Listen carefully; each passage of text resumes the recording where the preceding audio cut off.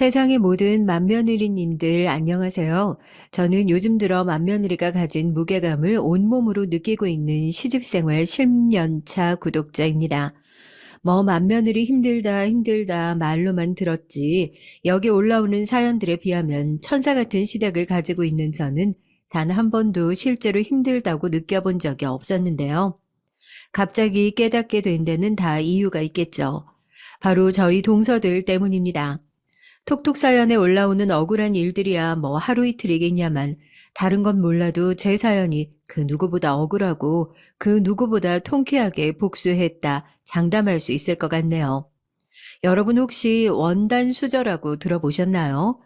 요즘 금수저니 흙수저니 이런 말들 많잖아요. 그렇게 따지면 난 원단 수저, 동대문 수저네 하고 제가 나름대로 붙여본 이름이에요. 뜬금없이 뭔 소린가 하겠지만 저희 부모님이 동대문에 납품하는 원단을 만드는 원단 공장에서 일을 하셨거든요. 그래서 부모님이 항상 퇴근하고 돌아오시면 원단을 짜는 실오락이라고 해야 하나요? 그게 두 분 몸에 항상 붙어 있었던 기억이 납니다. 제 밑으로는 동생이 둘이나 있었어요. 옛날이나 지금이나 가난한 집에서 식구 많아봤자 배만 더 골고 형제들끼리 다툼이나 심해지지 좋을 것이 뭐가 있었겠습니까? 그래도 저는 집에 들어가면 항상 복잡거리는 그 분위기가 참 좋았어요. 부모님은 새벽까지 일을 나가서 늦은 밤이 되어서야 돌아오시는 날이 많았고, 그런 부모님의 빈자리를 대신 채울 사람이 없었으니까 장녀인 제가 그 자리를 대신했던 것 같아요. 어떨 땐 가장 노릇을 하고, 어떨 땐 어머니의 역할을 하고, 그러면서 동생들을 돌봤죠. 막내는 제가 거의 업어서 키웠다고 해도 과언이 아닌 게 갓난아기 낳아놓고 몸도 못 풀고 일을 하러 나가신 어머니를 대신해서 분유 타먹여 기저귀 갈아줘 업어서 동네 한 바퀴 돌아다니기도 해.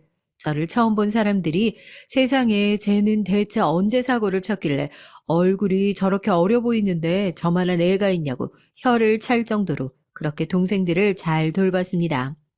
저도 물론 어린 나이였죠. 분명히 누군가의 돌봄이 필요한 나이였고요.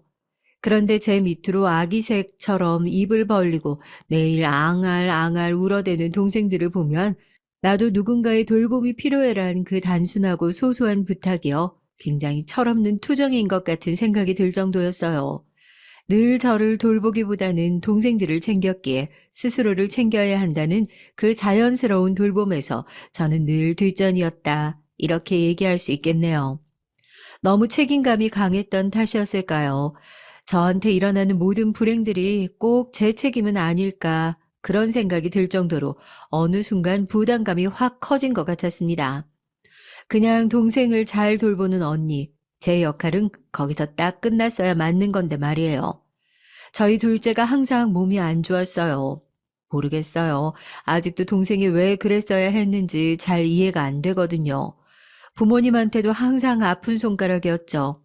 씩씩하고 아파도 아픈 티 안 내는 첫째와 사랑 듬뿍 받으며 자란 막내 사이에서 둘째는 중간에 딱 끼어 있는 그래서 많이 치여서 사랑을 많이 못 준 것 같은 그런 느낌이 드셨나 봐요.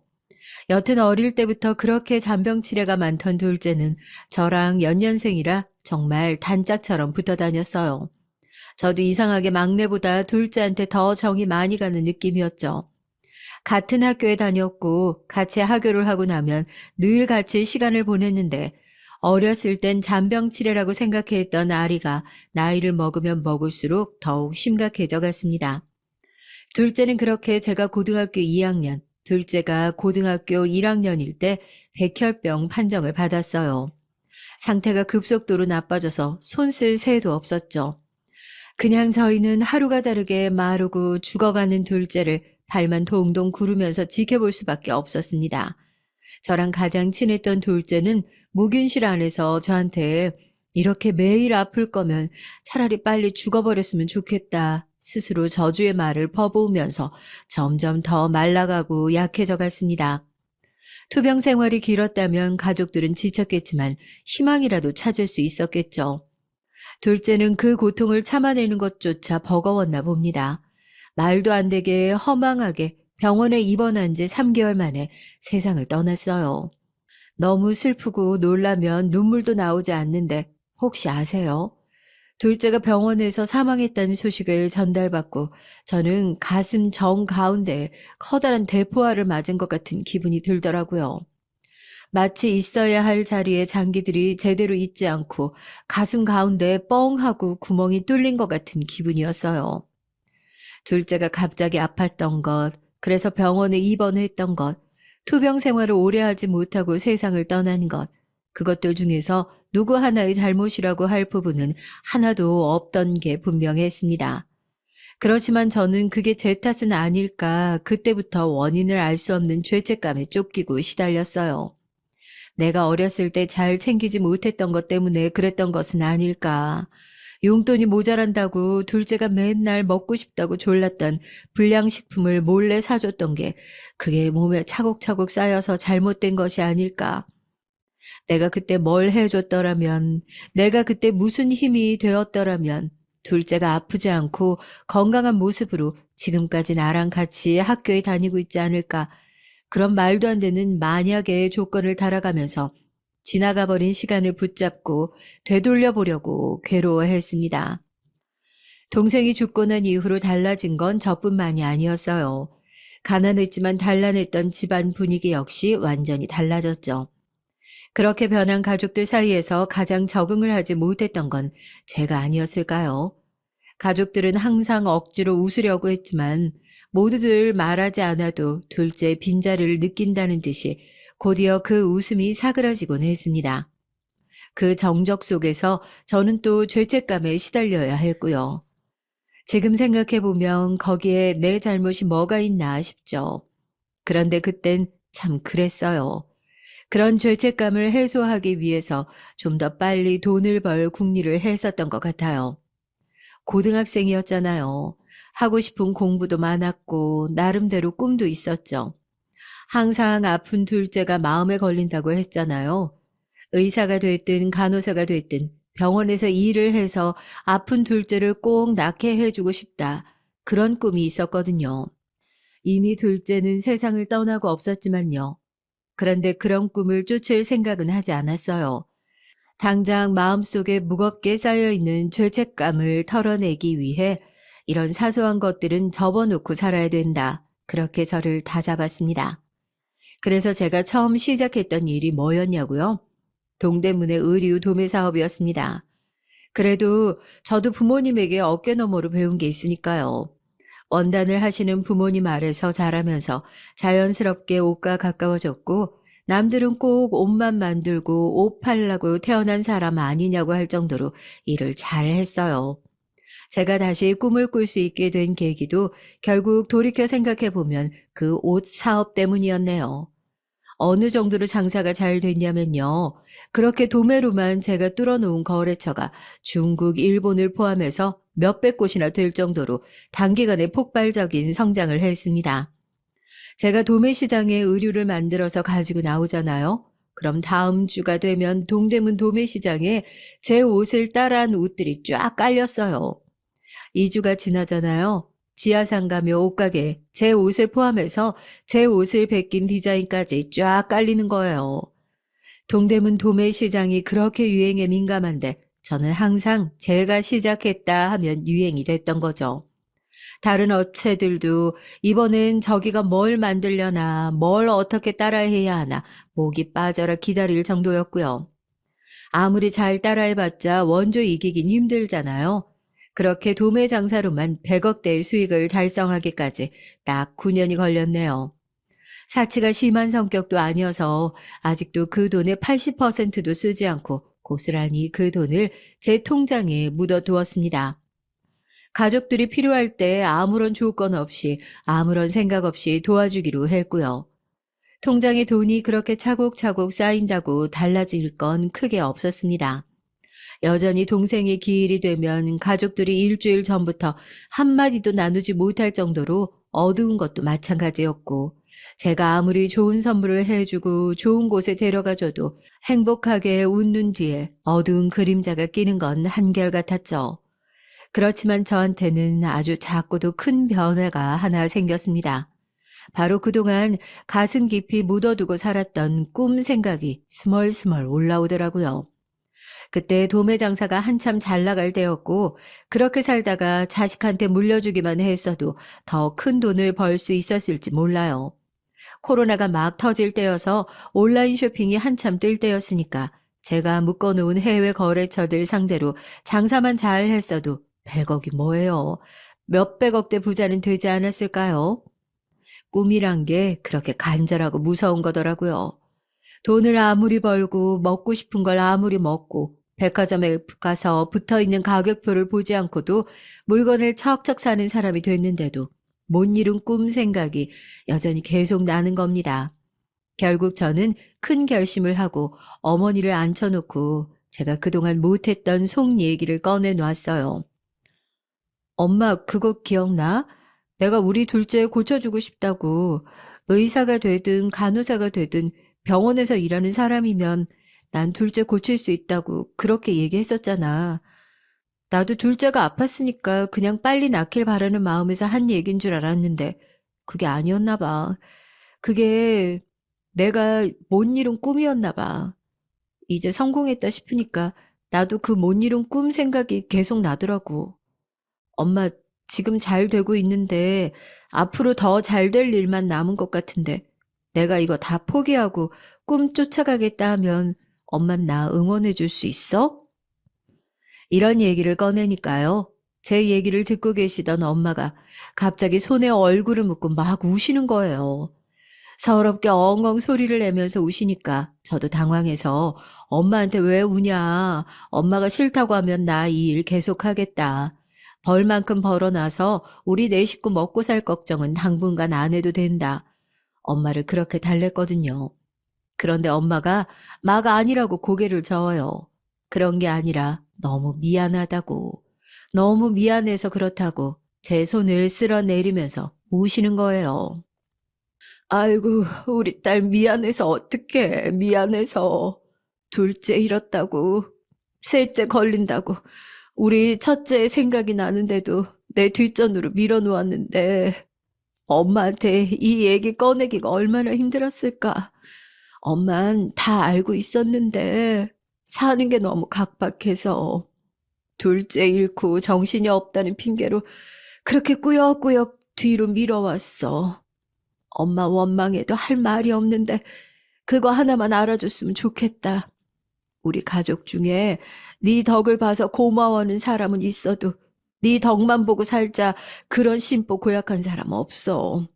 우리가 갉아먹고 사는 게 네 꿈이면 차라리 굶고 말지. 이제 너도 네 인생 살아. 응? 우리 딸, 우리 딸 하고 싶은 거 다 하고 살아. 엄마가 그렇게 사는데 힘이 못 돼줘서 결국 네 힘으로 이렇게 살게 해서 참 미안하다.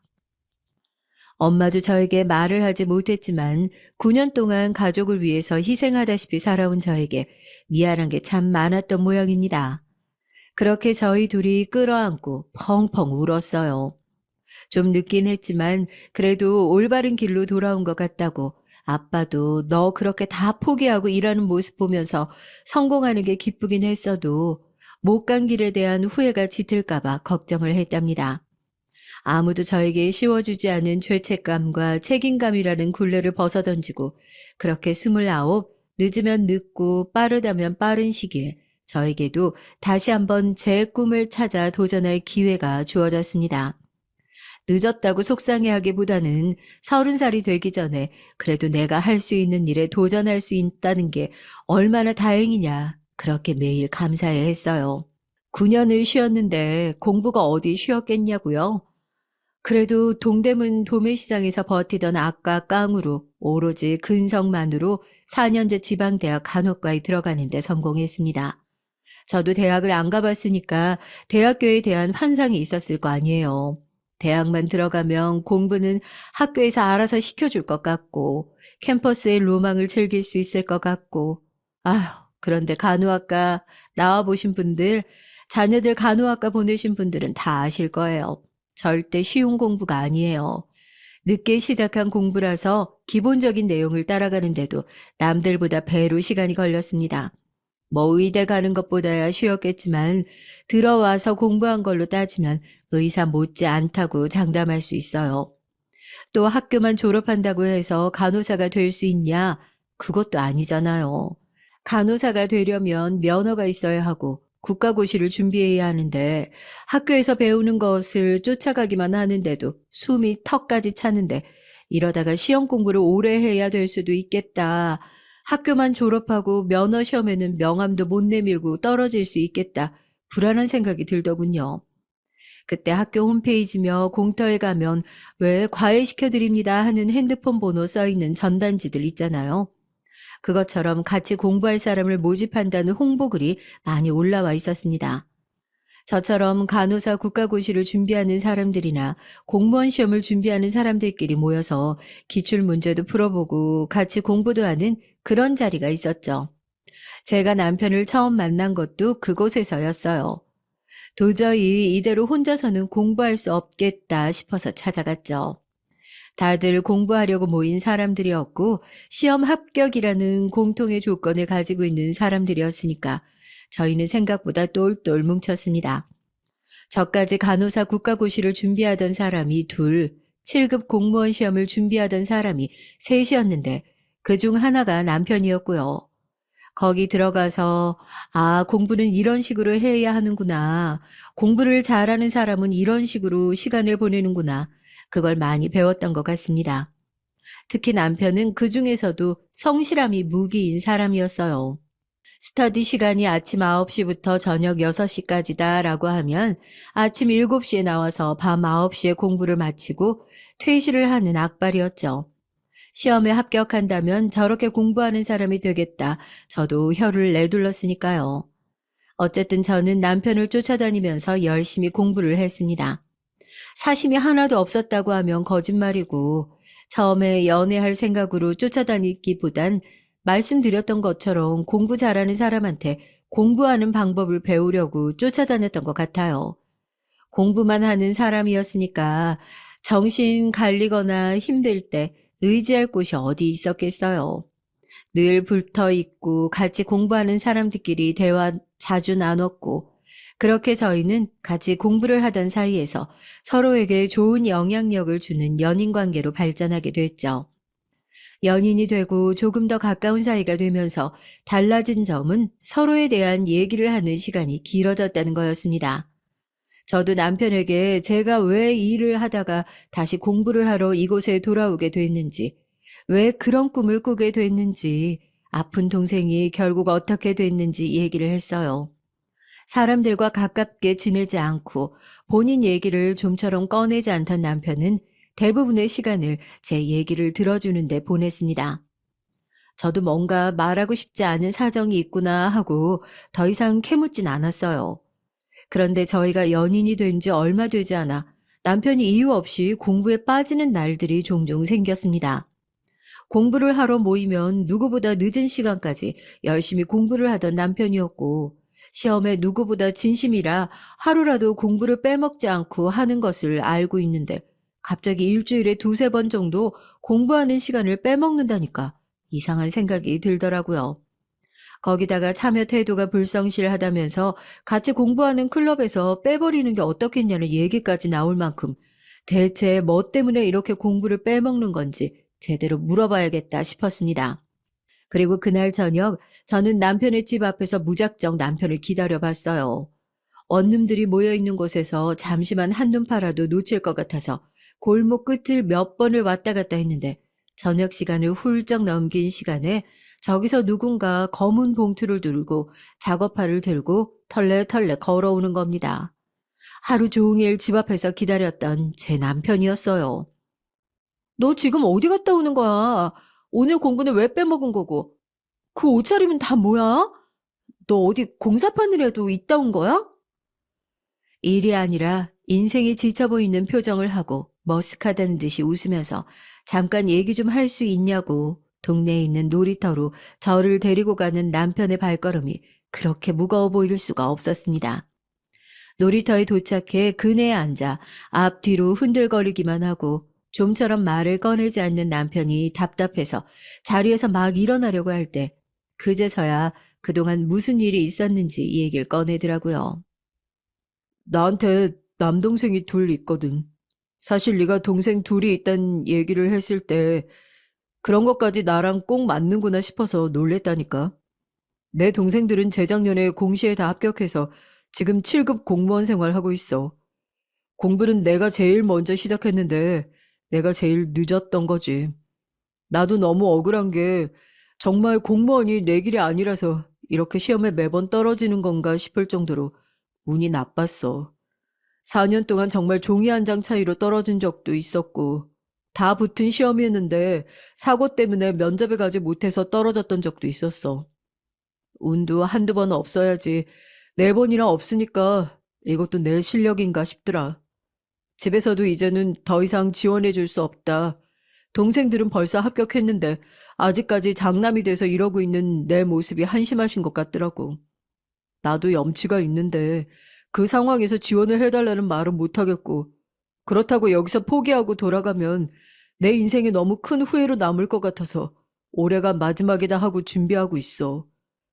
지금 내가 이 차림인 건 방금 말했던 것처럼 가족들 지원을 하나도 받을 수가 없는 상태니까 적어도 학원비를 계속 내려면 돈이 필요하잖아. 생활비도 그렇고 벌어서 공부하고 하다 보니까 다른 사람들처럼 성실하게 공부하러 나가기도 벅찬 상황이네. 그 얘기를 듣고 저도 큰 충격을 받았죠. 남편이 얘기했던 것처럼 절대 성적이 모자라서 합격을 못할 것 같은 사람도 아니었고, 성실한 걸로 따지면 제가 여태까지 살면서 봐왔던 사람들 중에서 1등이다. 그렇게 자부할 수 있을 정도였거든요.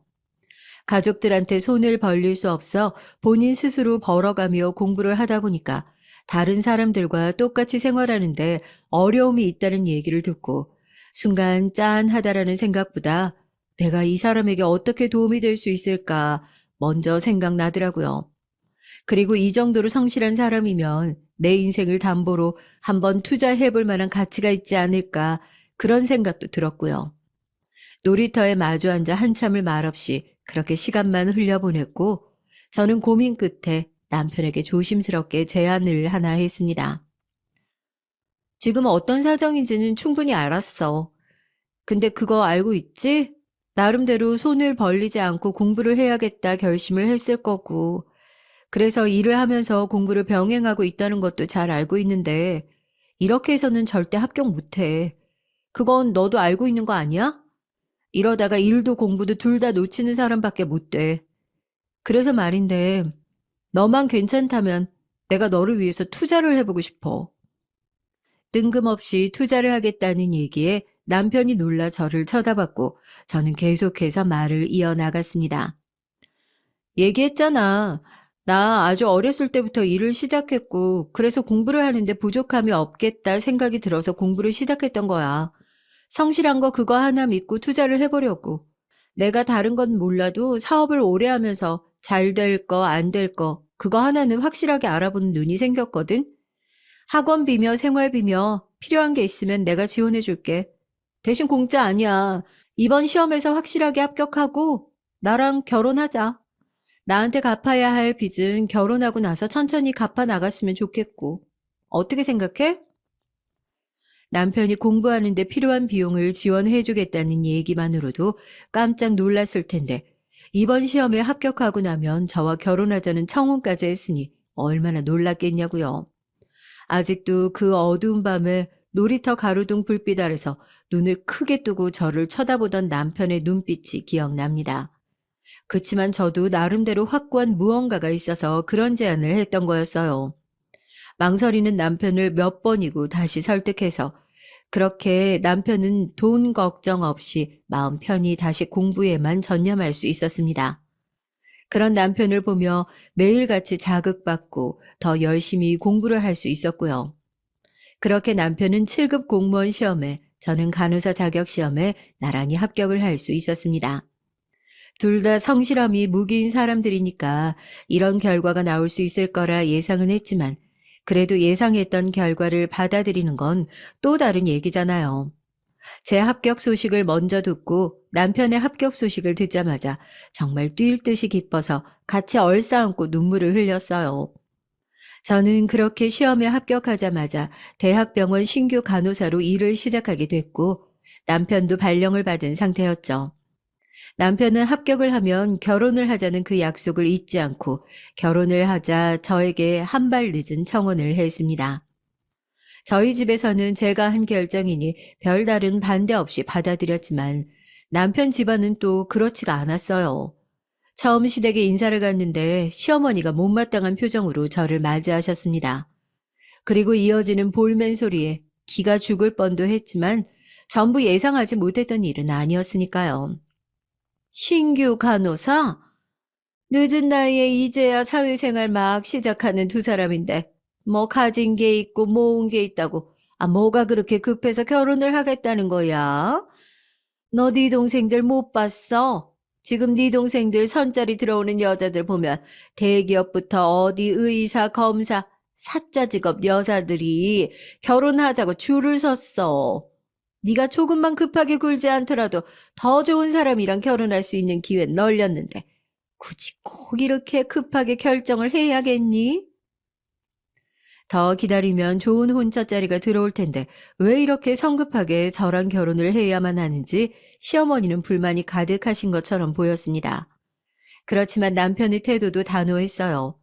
솔직히 거기서 망설이는 모습을 보였다면 저는 그동안 들어갔던 돈을 둘째치고 남편의 태도에 실망해서 뒤도 돌아보지 않고 제가 그 결혼 파토 냈을 거예요. 그런데 제 손을 꼭 붙들고 그러더라고요. 내 인생이 가장 힘들 때 도와줬던 사람이에요. 이 사람 없으면 지금의 나도 없어요. 제가 오늘 인사드리러 온 건 단순히 결혼 허락을 받으러 온 게 아니에요. 저 이 사람이랑 의리 지키려고 하는 겁니다. 자식 이기는 부모 없다고 시부모님의 완곡한 반대에도 절대 뜻을 굽히지 않은 남편 덕분에 저는 발령 난 지 3개월도 되지 않아서 결혼식을 올렸습니다. 당연히 병원 내에서도 눈치가 많이 보였죠. 신규 간호사가 벌써부터 결혼을 한다고 손가락질을 하는 사람도 한둘이 아니었습니다. 그렇지만 이렇게 뜻이 잘 맞는 사람과 평생을 약속한 게 제 인생에서 가장 잘한 선택 중 하나가 아니었나. 저는 그 부분에 대해서는 아직도 후회가 없어요. 결혼 생활도 결혼 생활이었지만 정말 힘든 건 회사 생활이었죠. 솔직히 시댁에서 뭐라고 반대를 하고 싫은 소리를 하셔도 저한테는 티끌만한 상처도 나지 않았던 게 저한테는 처음 들어간 대학병원에서 하는 일이 거의 생지옥과 다름없었거든요. 저희 병원이 신규들이 6개월도 못 버티고 도망가는 걸로 유명했어요. 태움이라고 들어보셨죠? 뉴스에도 몇 번 나왔는데 간호사란 직업이 의사 못지않게 생명을 다루어야 하는 직업이다 보니 그 안에서 보이지 않는 군기며 차별이며 정치질이며 그런 게 상당하거든요. 여초 직장이다 보니까 저보다 어리지만 선배 간호사로 들어온 사람들의 비위를 맞추는 것도 너무 힘들었고요. 너 지금 인상 쓰니? 왜? 너보다 나이 어린 사람한테 이런 잔소리 들으려니까 안이 꼽기라도 한 거야? 버텨야지. 늙어서 들어온 게 자랑도 아니고. 결혼하고 임신해서 도망갈 생각이면 지금 당장이라도 사표 쓰고 나가. 알겠어? 사장으로 일만 해봤지. 제가 누구 밑에서 일을 하는 건 처음이었으니까 그런 태움과 갈굼에 왜 초년생들이 힘들게 시험 봐서 면허까지 따놓고도 도망가는지 어렴풋이 알 것 같더라고요. 선배 간호사들의 갈굼만 있었으면 다행이게요. 가장 힘든 건 병원 안에서도 보이지 않는 선이 있는 거였습니다. 특히 저랑 무슨 원수라도 진 것처럼 괴롭히는 여의사 한 명이 있었는데 제가 일을 얼마나 열심히 하느냐는 논외고요. 사람 취급도 하지 않는구나. 없는 사람 취급하는구나. 여기서 나온 말이구나 싶을 정도로 저를 무시하더라고요. 저 선생님, 아까 보호자님이 말씀하셔서요. 803호 환자 담당이시죠? 선생님 좀 한번 꼭 봐야 할 것 같다고 상태가 안 좋다고 말씀하셔서요. 담당 의사 좀 불러달라고 해서 보호자의 말 그대로 전했는데 제 말을 듣는 둥 마는 둥 대꾸도 안 하더니 저녁에 그 환자한테 뭔가 문제가 생긴 모양이더라고요. 제가 선생님에게 말을 전달하는 걸 본 사람이 한두 명이 아닌데 왜 자기를 부르지 않았냐, 환자 죽이려고 작정했냐. 그제야 관심 가진 건 본인이면서 마치 제가 얘기를 제대로 전하지 않아서 이런 일이 생긴 것처럼 저한테 뒤집어 씌우더라고요. 지금 장난해? 내가 제대로 말을 못 들었으면 붙잡든지 메모를 남기든지 어떻게 해서든 얘기를 전해야 될 거 아니야. 내가 지금 위에 교수님한테 너 때문에 얼마나 깨졌는 줄 알아? 중간에서 얘기만 잘 전달했어도 이런 일 없었을 거 아니야. 복도 한복판에서 차투로 제 머리를 툭툭 치고 어깨를 밀고 일하면서 당할 모욕은 그 선생님한테 다 당했던 것 같아요. 서러워도 어쩌겠어요. 그렇다고 네가 안 들은 걸 어떻게 하냐 의사한테 대들 수도 없는 위치에 있었으니까요. 할 수 있는 거라곤 집에 돌아와서 남편에게 내가 병원에서 이런 일을 당했다. 정말 억울하다. 그렇게 유일한 제 편에게 그날 있었던 일을 토로하면서 맥주나 한 캔 나눠 마시는 게 제 스트레스를 푸는 전부였습니다. 그런데 사람 인연이란 게요.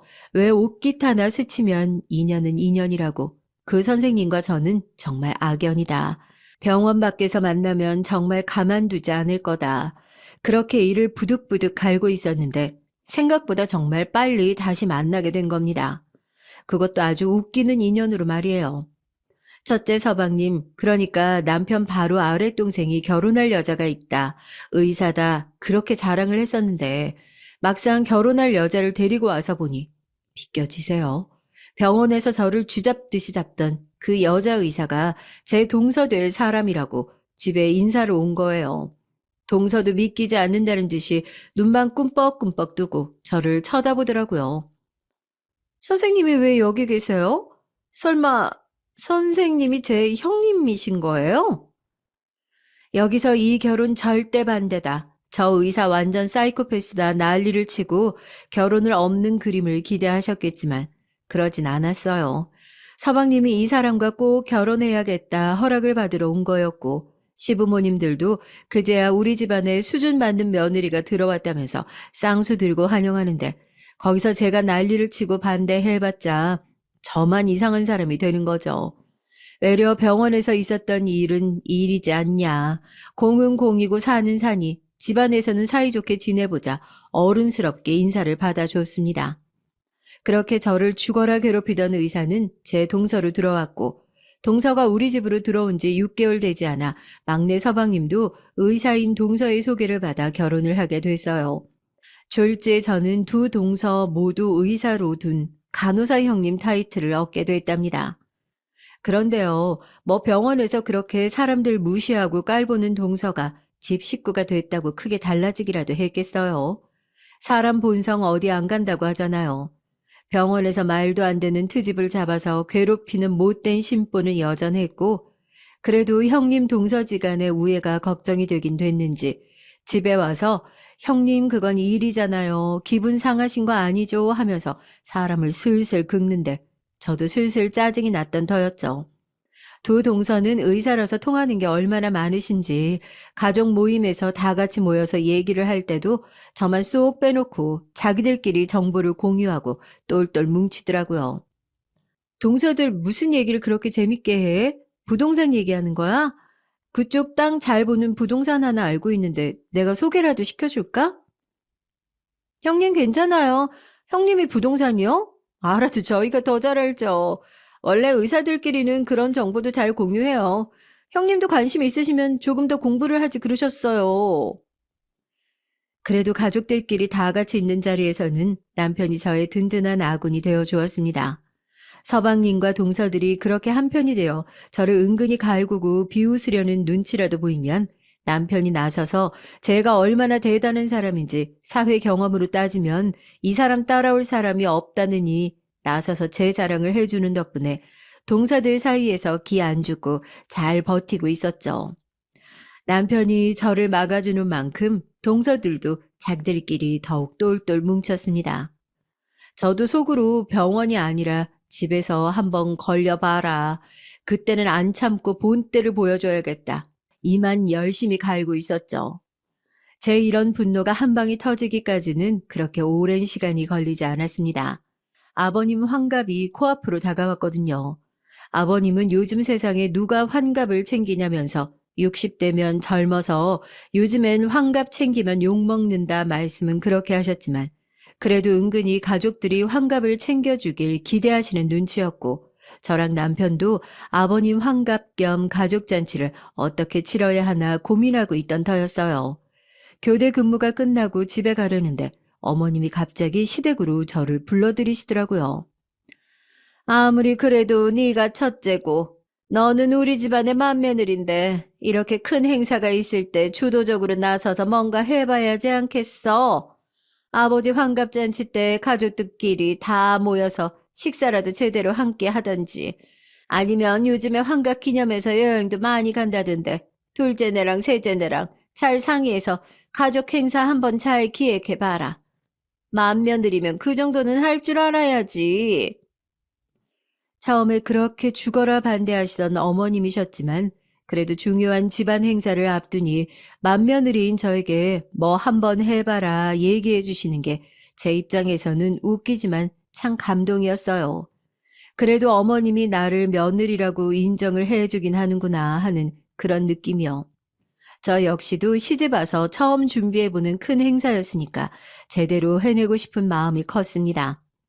다 같은 병원은 아니지만 그래도 병원에서 일하다 보니 서로 스케줄 굴러가는 걸 잘 알고 있고 해서 모이긴 어렵지 않았거든요. 동서들과 제가 사는 집이 가깝기도 했고요. 휴무가 다 겹치는 날 동서들을 동네 카페로 불러 모았습니다. 그리고 아버님 환갑잔치에 대해서 먼저 얘기를 꺼냈죠. 동서들도 알고 있겠지만 아버님이 곧 있으면 환갑이시잖아. 뭐 잔치 수주까지는 아니더라도 이럴 때가 기회다 싶겠더라고. 어머님 아버님도 은근히 말로는 안 챙겨도 괜찮다 하시지만 제대로 한번 챙겨주시길 바라는 눈치고 이럴 땐 며느리들끼리 힘을 합쳐야 하지 않겠어? 난 다들 시간만 괜찮고 여유도 있으니까 이참에 해외여행 다녀와도 좋겠다 싶은데. 제가 얘기를 꺼내자마자 또 병원에서 하는 것처럼 앞에 앉아있는 저를 투명인간 취급하면서 어디가 좋겠다, 어디 병원 원장님 환갑잔치 행사에 다녀왔는데 어디 식당이 괜찮더라, 이런 얘기를 하면서 자기들끼리만 얘기를 나누는 거예요. 어쨌든 제가 주도해서 뭔가를 해봤으면 좋겠다 어머님도 그리 말씀하셨으니까 저도 의견을 보탰죠. 거기 식당이라면 나도 잘 알고 있는데 최근에 주방장이 바뀌어서 음식 맛이 영 별로라고 하더라고. 동서들 스케줄만 잘 맞출 수 있으면 가까운 동남아라도 다 같이 다녀오는 건 어때? 우리가 뭐 다 같이 방 잡아서 가는 것도 아니고 패키지 껴서 다녀오면 오히려 동서들 신경 쓸 일도 덜 할 것 같고 가족끼리 휴가 다녀온다 생각하면 좋을 것 같은. 형님, 저희끼리 얘기하고 있잖아요. 그리고 동남아요? 이걸 말을 해 마라. 제 말이 끝나지도 않았는데 큰 동서가 제 말을 톡 잘라먹더니 또 은근히 사람 무시하는 그 눈빛으로 말을 꺼내더라고요. 작은 동서도 옆에서 형님 왜 그러시냐고 말리는 척만 하지 제 눈에는 자기들끼리 짝짝꿍 하면서 부추기는 걸로밖에 보이지 않더라고요. 신규 간호사 월급이 얼마나 되는지 뻔히 아는데 동남아 여행이요? 형님 스케줄을 먼저 맞출 게 아니라 돈 걱정부터 하셔야 맞는 거 아니에요? 더군다나 아버님 환갑 여행 갈 때쯤이면 성수기 중에서도 극성수기 때인데 그때 비행기 표값이 얼만 줄이나 아시냐고요. 아, 왜 나도 봐. 형님이 너무 세상 물정 모르시고 얘기하시는 것 같아서 내가 좀 알려주려고 그러는 거잖아. 형님, 뭐 맏며느리라서 주도적으로 뭔가를 해보고 싶으셔가지고 알지도 못하시는데 열심히 달려들어 설명하시는 그 정성 갸륵한데요. 돈이야 나중에 나눈다고 치고 형님이 그 비행기 표값 다 결제할 카드 한도나 나오시냐고요. 숙소는 얼마인 줄 아세요? 작은 동서는 누가 봐도 웃음을 꾹 참는 얼굴로 형님 민망하시게 왜 그러냐면서 옆에서 타박만 하는데 원래 뭐라고 하시는 시어머니보다 말리는 시누이가 더 밉다고 옆에서 그렇게 맞장구를 치면서 저만 바보 만드는 것 같아 카페에서 얼굴이 정말 새빨갛게 달아오르더라고요. 당장이라도 동서들 얼굴에 커피잔이라도 시원하게 끼얹고 나가버리고 싶었는데 괜히 집안에 좋은 행사 앞두고 큰 소리 내는 것도 싫고 그렇게 해봤자 남편 얼굴에 침 뱉기밖에 더 되겠냐 싶어서 어른인 내가 참자 참자 속으로 참을 인자를 몇백 개는 그리면서 집으로 돌아왔습니다. 남편이 돌아오면 동서들의 얌체 같은 행동을 다 일러바치려고 저도 남편 퇴근만 기다리고 있었는데 난처한 표정을 한 남편이 집으로 돌아와 저를 부르더라고요. 오늘 동서들이랑 만나서 아버님 환갑 얘기를 꺼냈냐고 먼저 묻길래 동서들이 벌써 거짓말을 하면서 선수라도 친 건가 했는데 서방님들이 남편에게 먼저 연락을 했다고 하더라고요. 둘째 내한테 전화 왔어. 당신이 먼저 동남아 여행 얘기를 꺼냈다면서 동서들이 괜찮다고 한 거 맞아? 집에 와서 아주 먼지나게 털렸대. 아무리 7급이라고 해도 공무원 월급 뻔하잖아. 극성수기에 비행기 표값이랑 숙소값이 얼마인 줄 아냐고. 왜 당신네 부모님 챙기는데 돈을 그렇게 써야 되냐고 한바탕 난리가 났대. 셋째네한테도 똑같이 전화 왔어. 다들 자기 월급으로 부족할 것 같아서 마누라 돈 써야 할 것 같은데 시댁에다가 그렇게 돈 쓰기 싫다 딱 잘라서 얘기를 했대. 그냥 우리도 대충 맞춰주는 척하고 조용히 근처 소고기집이나 예약해서 가족들 다 같이 밥이나 간단하게 먹을까? 웃기잖아요. 제 앞에서는 돈 가지고 사람을 그렇게 무시를 하고 씹어놓고서는 집에 가서 자기들 남편 붙잡고 그렇게 다 쓸 돈 없다. 결국엔 형편상 부담스럽다 얘기한 거 아니에요. 평소 같았으면 남편한테도 그래 그렇게 하자 하고 넘어갔을 일인데 이참에 동서들 군기를 확실하게 잡아야겠다는 생각이 들더라고요. 그래서 남편에게 얘기했죠. 가족들 다 같이 여행 보낼 돈이 부족한 거면 그건 내가 될 수 있으니까 걱정하지 말고 대신 동서들이 은근히 나를 무시하는 것 같아서 콧대는 한번 납작하게 눌러줘야겠는데 이건 집안 싸움이 아니라 내가 손윗 사람이 위치해서 손 아랫 사람들을 제대로 교육 한번 하려고 하는 거니까 당신도 그냥 우선 모른 척하고 넘어가 달라고요. 제가 허튼 일로 화를 내고 사람한테 못되게 구는 사람이 아닌 걸 누구보다 잘 아는 남편이었으니까 남편도 별 다른 말 없이 알겠다고 하더라고요. 당신한테 다 생각이 있으니까 나한테 이런 얘기는 하는 게 아니겠냐면서 알아서 잘 할 거라 믿는다고 그냥 당신 뜻이 뭐든 자기가 다 맞춰 따라갈 테니까 마음대로 하라고요. 든든한 지원군도 생겼겠다. 저는 다시 서방님과 동서들을 저희 집으로 다 불러 모았습니다. 서방님들은 또 여행 얘기가 나올까봐 안절부절 못하는 눈치였고, 동서들은 제가 남편을 통해 얘기를 전달받은 건 전혀 몰랐을 테니까요.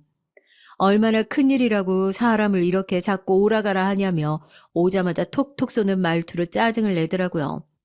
속으로 계속 비웃고 있었죠. 그 잘난 고개도 언제까지 안 꺾이고 빳빳하게 들고 나한테 대드는지 보자 하고 속으로 칼을 갈고 있었어요. 그리고 제가 먼저 아버님 환갑 관련해서 다시 얘기를 꺼냈습니다. 동서들은 알고 있겠지만 내가 지난번에 아버님 환갑 여행 관련해서 얘기 먼저 시작했잖아. 맏며느리가 돼서 먼저 그런 얘기 꺼냈으면 책임지고 빨리 매듭을 지어야겠다 생각해서 이렇게 바쁜 거 알면서 다들 불러 모았어. 이참에 이 자리에서 여행 갈지 밥을 먹을지 결정을 해서 시간도 얼마 안 남았는데 빨리 준비하는 게 좋지 않겠어? 내가 들리는 얘기가 있어서 말이야. 동남아 여행 가는데 재정적으로 부담이 가거나 어려움이 있으면 눈치 보지 말고 편하게 얘기해줘.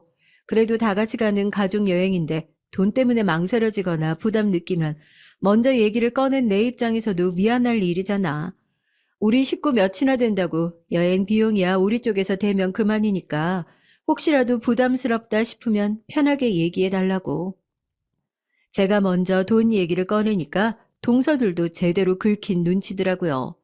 제 이야기 한마디에 순식간에 돈이 없어서 여유가 없어서 환갑 여행을 반대하는 사람들이 된 꼴이잖아요. 뻔히 그 비용을 다 대긴 부담스럽다. 왜 갑자기 해외여행 얘기를 꺼내냐. 이렇게 싫은 소리를 했다는 걸 남편한테 들어서 다 알고 있는데도 동서들은 그 자리에서 자존심 때문에 차마 나 돈 없어서 여행 못 가요. 이 얘기를 하기가 죽기보다 싫었나 봅니다.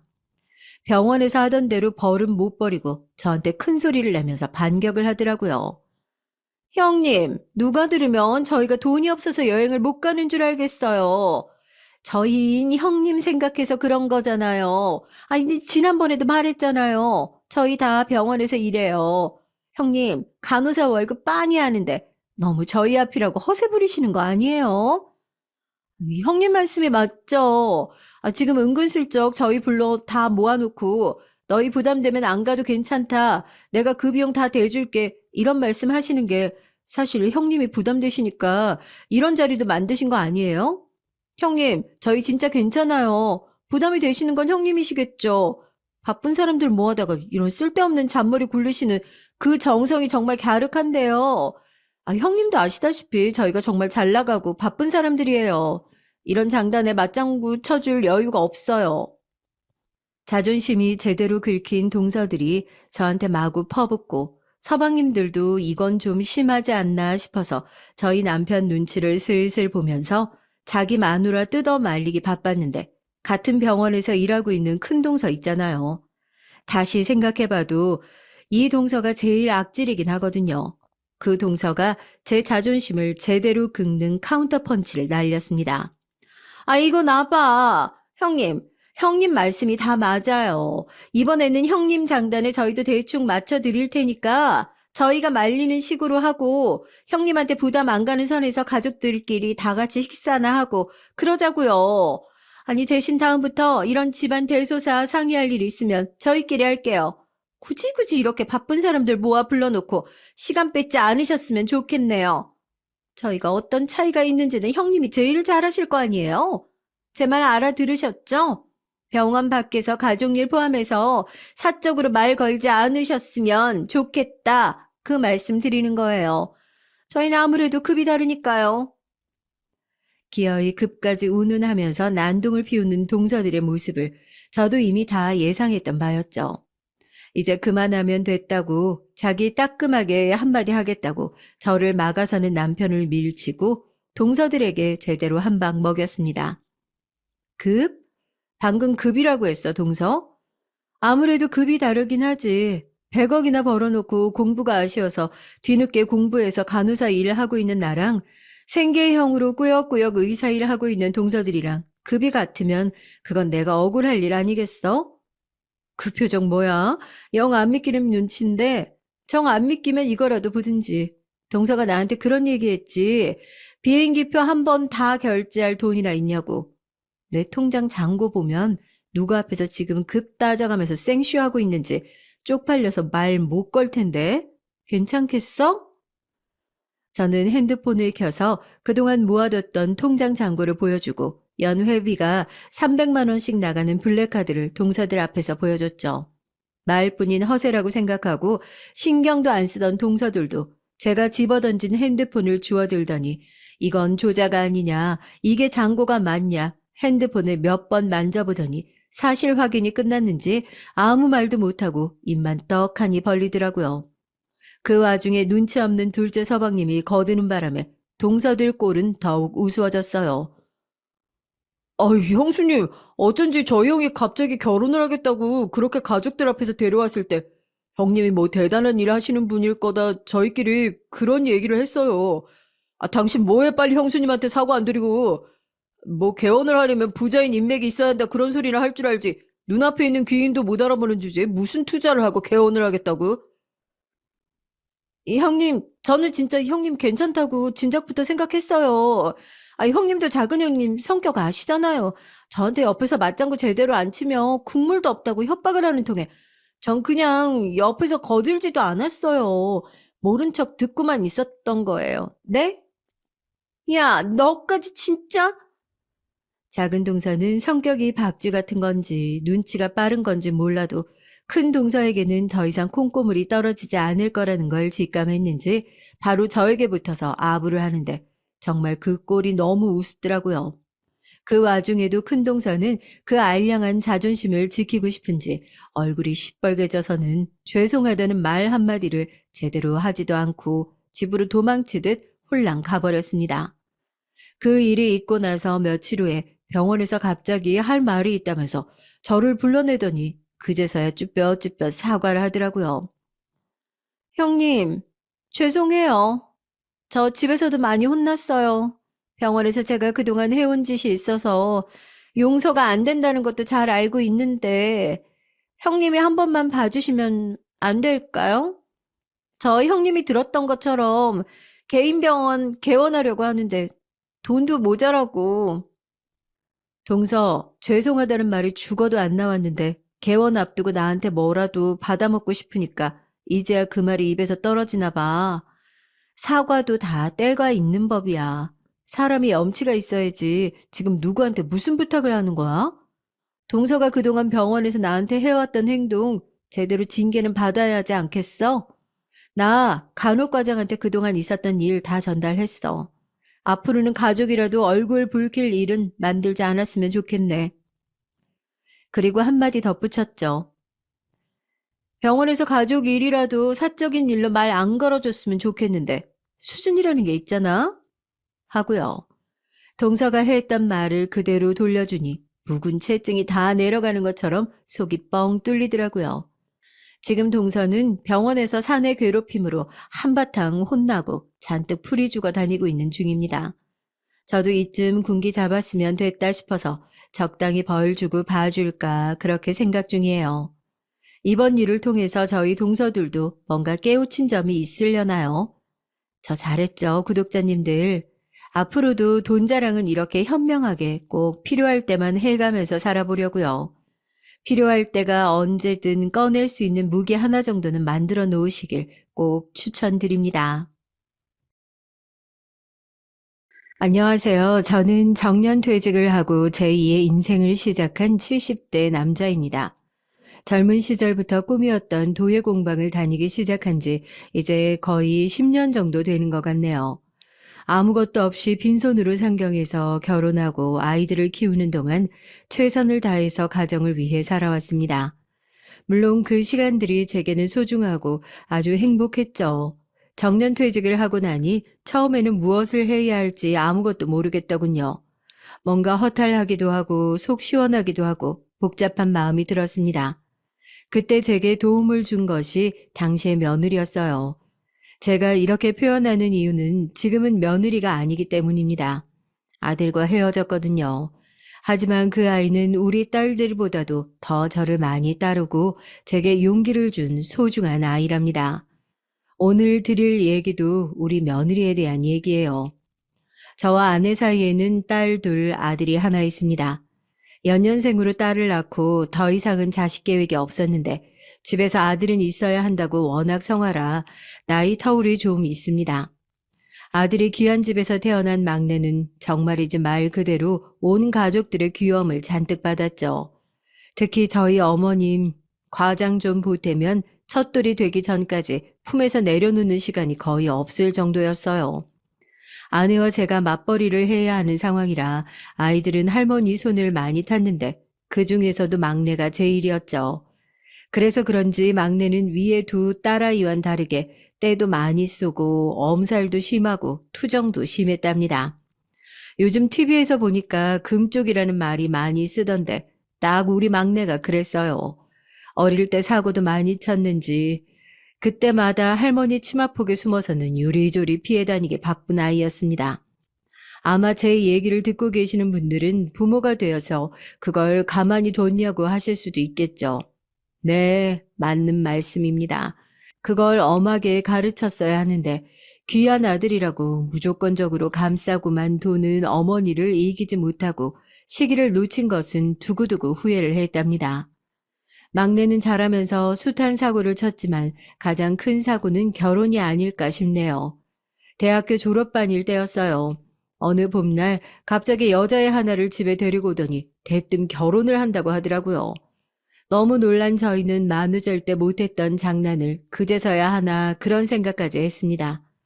결혼이라니 여자친구가 있었다는 사실도 처음 듣는데 갑자기 무슨 결혼인가 저와 아내는 순간 멍해졌죠. 결혼은 무슨 결혼이야 갑자기. 아직 졸업도 안 했는데 다짜고짜. 졸업이야 곧 하는데 결혼이랑 그게 무슨 상관 있어요. 상관이 왜 없어. 네가 지금 취직 활동을 하는 것도 아니고 그렇다고 대학원으로 진학을 할 정도로 공부에 뜻이 있는 애도 아니고 자기 앞가림이라도 제대로 못하면서 무슨 결혼을 한다고. 아이씨 그럼 어쩌라고 애가 생겼는데. 아들의 마지막 한마디에 거실은 삽시간에 조용해졌습니다. 저는 제 귀를 의심했죠. 결혼이란 말도 충격인데 거기다 애가 생겼다니 하늘이 노랗게 변하는 것이 이런 경우를 두고 하는구나. 그런 생각이 들었습니다. 너무 놀란 저와 아내는 할 말을 찾지 못하고 입만 연신 뻐끔거리고 있었어요. 결국 먼저 정신을 차린 것은 아내였습니다. 애가 생겼다니. 아니, 그럼 지금 이 아가씨가 임신 중이란 말이야? 그렇게 됐어요. 병원까지 가서 확인했으니까 확실해요. 아, 제 애예요. 어쩔 수 없잖아요. 결혼해야지. 뭐, 어쩔 수 없어? 지금 네가 그게 할 말이냐? 결혼을 누가 등 떠밀어서 하는 거야? 애들 장난도 아니고. 너 지금 말을 그따위로밖에 못해? 너무 화가 난 제가 목소리를 높이자 아들은 뭐라고 반박을 하려고 했지만 함께 온 며느리가 아들의 팔을 꾹 잡고 당기니 입을 다물었습니다. 물론 불만이 가득한 얼굴이기는 했지만 며느리의 주위에 한 번에 시선을 돌리는 아들의 모습이 생소하기도 하고 의외다 싶은 마음이 들었죠. 누가 무슨 말을 해도 자기가 하고 싶은 것은 해야 하는 성민데 말입니다. 이렇게 갑작스럽게 인사를 드려서 죄송합니다. 책임지겠다는 말의 의미가 이런 상황으로 몰고 가는 것인지 전혀 상상하지 못했거든요. 저는 여기 정호보다 3살 많은 김현지라고 합니다. 치과에서 간호사로 일하고 있어요. 며느리의 똑 부러지는 인사에 흥분했던 저도 마음을 가라앉히고 바라봤습니다. 단정한 옷차림에 눈이 참 예쁘더군요. 이 상황이 자신도 당황스러웠을 텐데 최대한 차분하게 얘기를 하는 모습이 마음에 쏙 들었습니다. 아들의 행동은 조금도 이해가 되지 않아 아들과 똑같은 성향의 사람이면 어떻게 하나 내심 걱정했던 것에 비하면 정말 다행이었죠. 며느리는 부모님이 돌아가시고 나이 차이가 많이 나는 남동생과 둘이 지낸다고 하더군요. 친척분이 따로 없다는 말에 참 고생 많았겠다 싶었습니다. 그러니까 따로 상견례니 뭐니 그런 거 필요 없으니까 그냥 결혼식만 올리게 해주세요.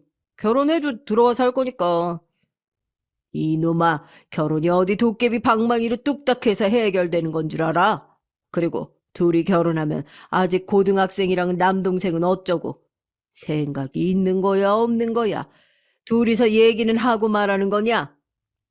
말할 게 뭐가 있어요? 아, 나는 아직 취직도 안 했는데 그럼 나가 살아요? 남동생이야 기숙사로 구하든 아니면 학교 근처에서 자취를 하던가 하면 되지. 너는 그렇게 중요한 얘기를 혼자 짓거리면 다 되는 건 줄 알아? 어떻게 이런 상황에서도 너는 그런 생각밖에 할 줄 몰라. 저는 이 철없는 아들의 말에 머리가 지끈거리며 아파오는 것이 느껴졌습니다. 한숨을 겨우 참고 며느리에게 물었지만 며느리는 거기까지 생각할 여유가 없었다고 하면서 말을 아끼더군요. 저는 우선은 좀 더 생각을 해보자고 말하고 이왕 여기까지 온 거 밥이나 먹고 가라고 말했습니다. 며느리는 저녁을 차린다는 아내를 뒤따라 들어갔어요. 그리고는 곧 주방에서 웃음소리가 들리더군요. 오랜만에 아내의 큰 웃음소리를 듣고 있으니 어쩌면 며느리가 복덩이가 될 수도 있지 않을까 기대감이 들기도 했어요. 아까 아들을 말리는 모습도 그렇고 아들이 며느리를 만나 조금은 정신을 차리고 제대로 살 수 있겠다는 긍정적인 생각이 크게 들었죠. 아들의 결혼은 녀석의 바람대로 빠르게 진행됐습니다. 아직 임신 초기라 안정기에 접어들고 나면 간단하게 식을 올리기로 얘기를 했죠. 그리고 신혼살림은 결국 집에 들어와서 사는 것으로 얘기를 끝냈습니다. 딸아이들이 쓰던 방을 2사람에게 주기로 했죠. 그리고 원래 아들이 쓰던 2층 방은 사돈총각이 들어와서 살기로 얘기를 마쳤습니다. 물론 며느리는 동생까지 데리고 들어올 수 없다고 했지만 그렇다고 아직 고등학생인 사돈총각을 혼자서 자취하라고 말하기는 저와 아내의 마음이 편하지 않더라고요. 공부하기도 바쁜데 혼자서 살림까지 해가면서 어떻게 학교를 다녀. 그러지 말고 고등학교 졸업까지만이라도 여기서 다니라고 해. 2층에서 지내면 우리 눈치 볼 것도 없는데 뭐. 그래도 혼수라도 해오는 것도 하나 없는데 이렇게까지 하면 제가 염치가 없어서요. 염치 같은 소리 한다. 가족끼리 그런 말 하지 말거라. 앞으로 잘 살면 그만이지. 저와 아내는 미안해하는 며느리에게 그럴 것 없다고 단호하게 말해줬습니다. 아들은 신혼여행을 가야겠다고 고집을 부렸지만 임신부를 데리고 어디를 가냐고 아내의 강한 반대에 부딪혀 결혼식만 올리게 됐어요. 사돈 총각은 며느리를 꼭 닮은 얼굴을 하고 있었습니다. 쌍둥이라고 해도 믿을 정도였죠. 학교에서 성적도 좋다고 하더니만 늦은 시간까지 독서실에서 공부를 하다가 들어오더라고요. 아내는 그런 사돈 총각이 마음이 쓰이는지 야식을 준비해 방에 가져다 두기도 했죠.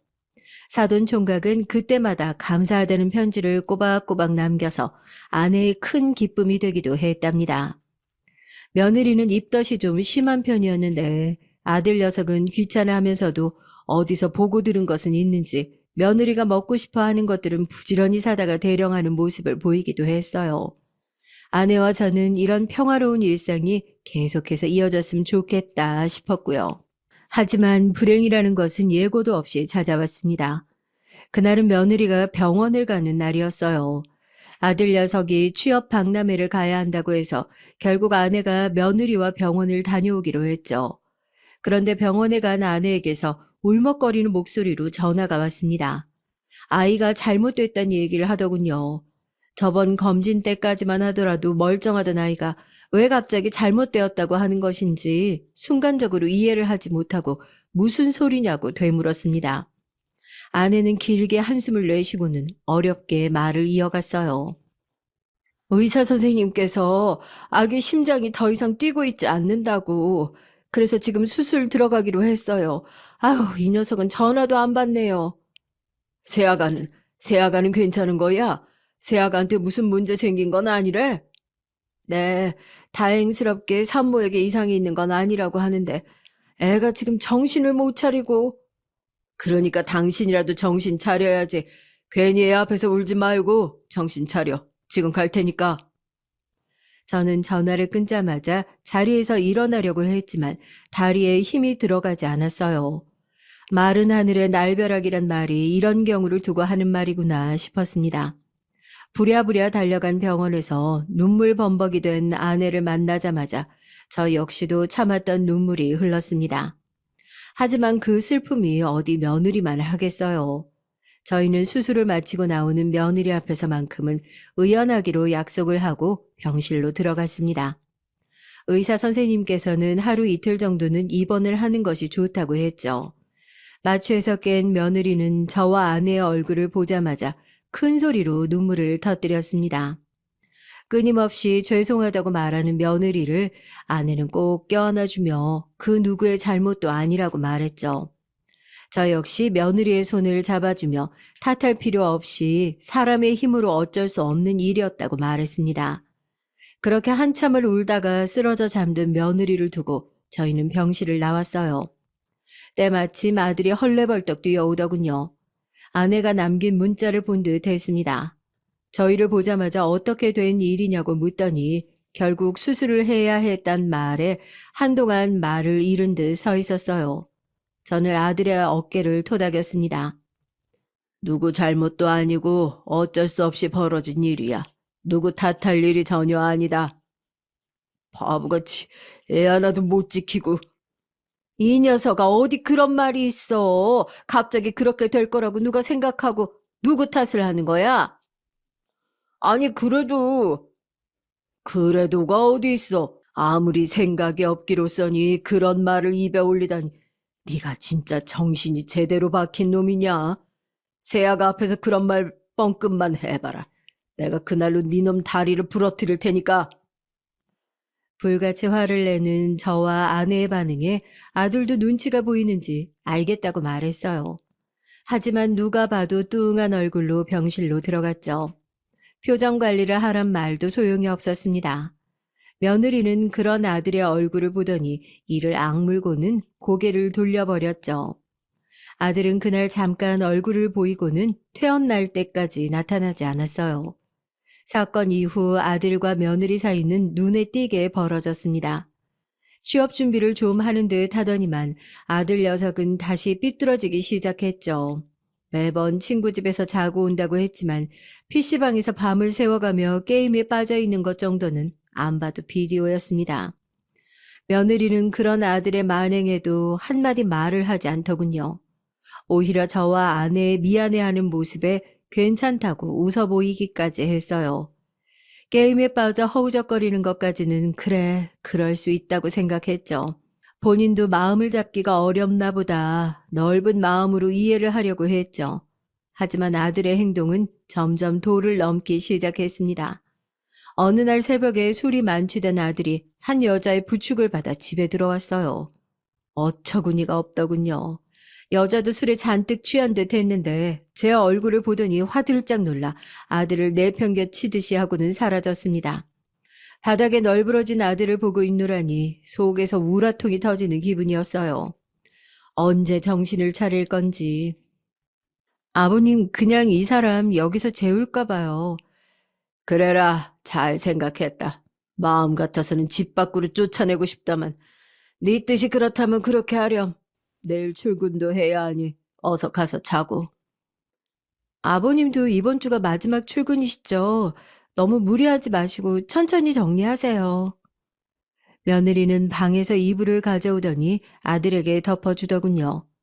저는 그냥 두지 뭐하러 그러느냐고 했지만 며느리는 웃기만 했습니다. 다음날 가족들은 널브러진 아들을 보고서도 다들 모른 척하고 출근 준비를 시작했죠. 소란스러운 소리에 깬 아들이 방치된 자신의 모습에 화를 냈지만 그 누구도 대꾸하지 않았어요. 야, 넌 내가 거실에서 자고 있는데 그냥 두고 들어가냐? 말 조심해라. 어디서 야란 소리를 함부로 내뱉고 있어. 아니, 남편이 술에 취해 들어왔는데 그걸 그냥 방치하는 게 무슨 와이프예요. 진짜 못 배운 티내기는. 당신이 적어도 자기 발로 취해서 들어왔으면 그랬겠지.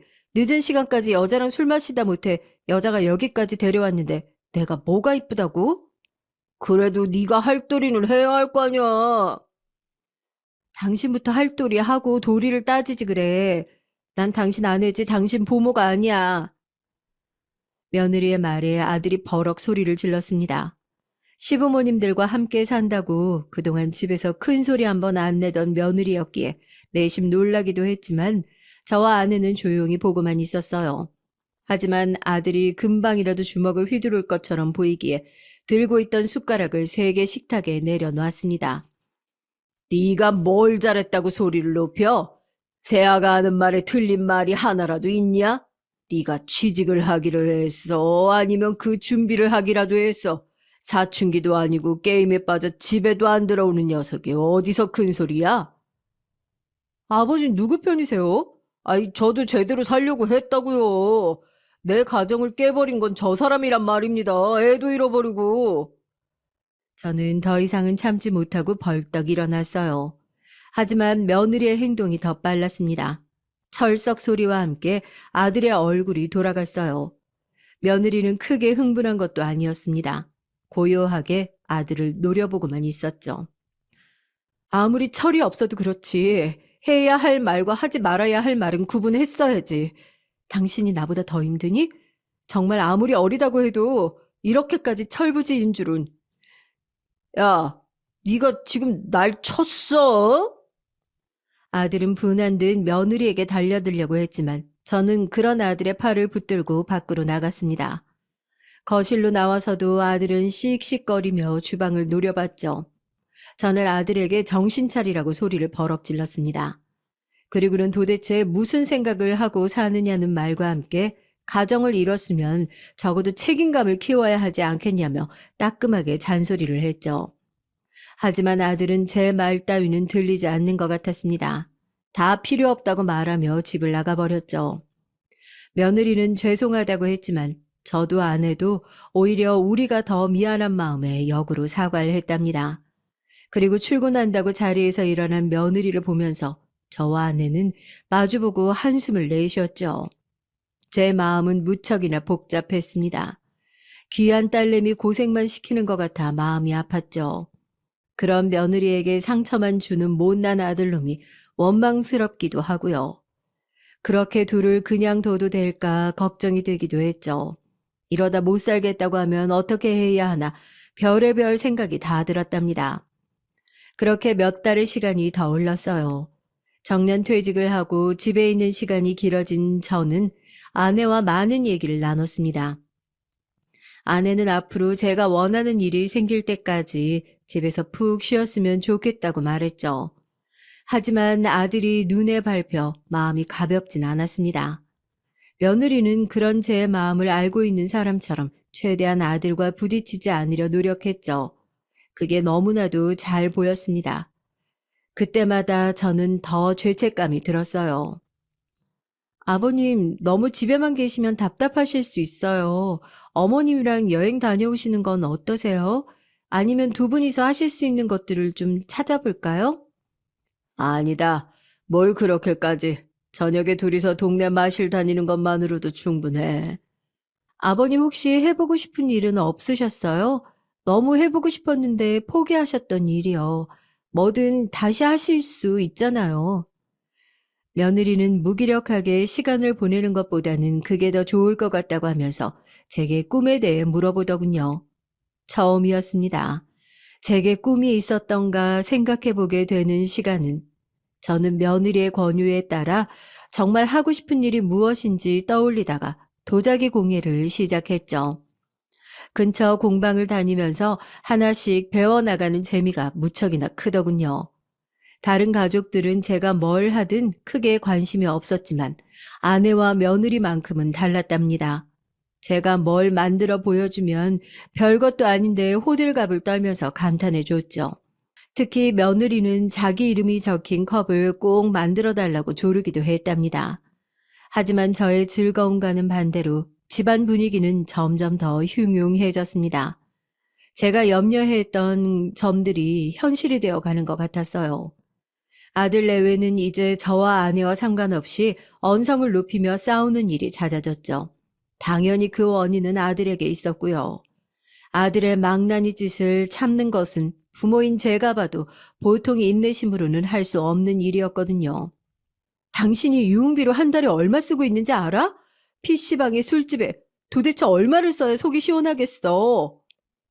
야, 내가 한 달을 쓰면 얼마를 쓴다고 고작 200만 원 쓴 거 가지고 이렇게 소리 지를 일이야? 고작? 당신은 그 200만 원 벌어본 적은 있어? 아니, 단돈 100만 원이라도 벌어본 적 있냐고. 취업 준비는커녕 놀러 다니게 바쁜 당신을 내가 언제까지 참아줘야 돼? 참아줘? 야, 뭘 참아줬는데? 하루가 멀다 하고 소리 지르고 잔소리하고 이렇게 사람을 들들 볶는데 내가 집에 들어오고 싶겠어? 얼굴 보고 얘기하고 싶겠냐고. 숨이 막혀. 이제 여기 있으면 알아? 난 당신 꼴 보고 싶을 것 같아? 무능력한 것은 둘째치고 스스로가 달라질 생각조차도 하지 않는데 내가 당신을 어디까지 이해해야 하는지 이제 나도 모르겠다. 두 사람이 싸우는 소리를 밖에서 듣고 있자면 내 자식이지만 정말 아들 녀석이 치가 떨릴 정도로 징그럽더라고요. 어떻게 저렇게 생각이 없을 수가 있나. 며느리한테 미안한 마음만 자꾸 들었죠. 아내와 저는 이대로 둘 수 없다는 생각에 아들을 따로 불러 얘기를 해봤지만 씨알도 먹히지 않더군요. 좋게 얘기를 시작해도 결국은 저희 잘못이라 외치는 아들의 모습에 더 이상 할 말도 없었습니다. 이게 다 아버지 어머니 때문이잖아요. 아, 이렇게 저를 키우셨으면 이제 와서 저더러 어쩌라고요. 너도 성인이다. 언제까지 부모님 탓만 하고 살 거야? 그래, 할머니가 너 오냐오냐 하실 때 내가 제대로 엄하게 잘못 가르치지 못한 건 사실이지만 그렇다고 계속 내 탓만 하면서 살 거야? 성인이면 이제 자신의 말에 책임질 줄도 알아야지. 아들은 아무리 제가 얘기를 해도 귀를 닫고 듣지 않았어요. 저렇게 다 큰 녀석을 때려서 가르칠 수도 없는 노릇이고 정말 사람 환장하겠더군요. 그러던 어느 날 평소보다 일찍 들어온 아들은 아주 심각한 얼굴로 아내와 제게 할 말이 있다고 했어요. 며느리는 어떤 얘긴지 다 안다는 얼굴로 곁에 함께 앉아 있었죠. 저희 이혼하기로 했어요. 위자료는 따로 주고받지 않기로 했고요. 이 사람도 동의했습니다. 그래서 내일 서류 내려고요. 지금 뭘 한다고? 이혼? 갑자기 그게 무슨 말이냐? 결혼한 지 1년도 되지 않았는데 무슨 이혼이야? 죄송합니다, 아버님. 이렇게 사는 것은 저도 이 사람에게도 시간 낭비인 것 같아요. 서로 미워하면서 살 수는 없잖아요. 며느리의 말에 저와 아내는 아무런 반박을 할 수 없었어요.